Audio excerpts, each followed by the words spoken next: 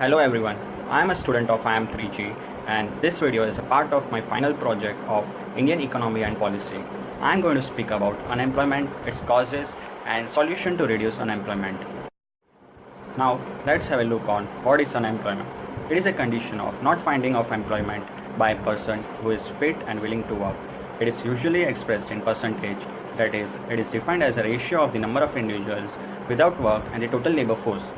It can be classified into two types, voluntary unemployment and involuntary unemployment. Voluntary unemployment is when an individual is not under any employment out of his own desire not to work. Involuntary unemployment is due to all the factors that prevent a physically fit individual willing to work from getting a job. It can further be divided into seasonal, cyclical, casual, educated, technological, etc. The Phillips curve shows an inverse relationship between inflation and unemployment. It shows that when inflation decreases, there is an increase in unemployment rate and vice versa. So, there is always a trade-off between inflation and unemployment rate. Now, let us move on the causes of unemployment. Rapid growth of population has been the major cause for increase in unemployment in the country. India's population has increased by 136 million in the last 10 years and unemployment is at a 5-year high. Recent survey data revealed that all the Indian level 77% of families do not have a regular salaried person. Now, coming to the second point of the economic growth, we can see that there has been a growth of India's GDP, but that growth has not created employment opportunities. In this survey, it was found that during the financial year 2014-15, only 12,760 jobs were created compared to 1,88,371 jobs in the year 2013-14. Faulty planning is another cause of unemployment. There is a wide gap between supply and demand for labor. No plan had formulated any long-term scheme for removal of unemployment. Mobility of labor in India is slow, which is also adds to unemployment. Due to attachment to family, people are not willing to go far off areas for jobs.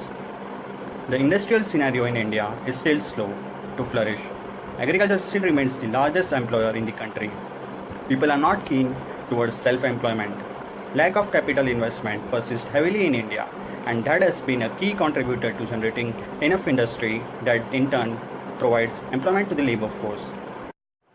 Now, let us move on to the measures to solve the unemployment problem. Two main policies to reduce unemployment are demand-side policies and supply-side policies. Demand-side policies are the policies to reduce the demand-deficient unemployment, that is, unemployment caused by a recession.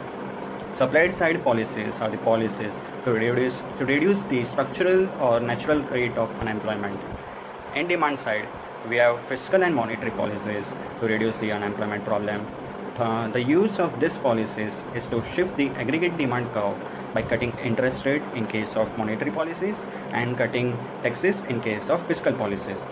With an increase in aggregate demand, there will be an increase in real GDP.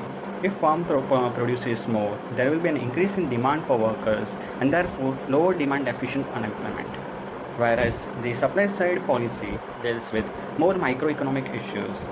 They don't aim to boost overall aggregate demand but seek to overcome imperfections in the labor market and reduce unemployment caused by supply side factors. In the supply side, let us start with geographical mobility.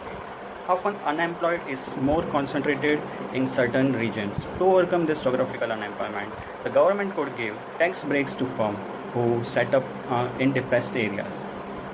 Coming to self-employment, it should be encouraged more with introduction of liability-free loans and government assistance for funding.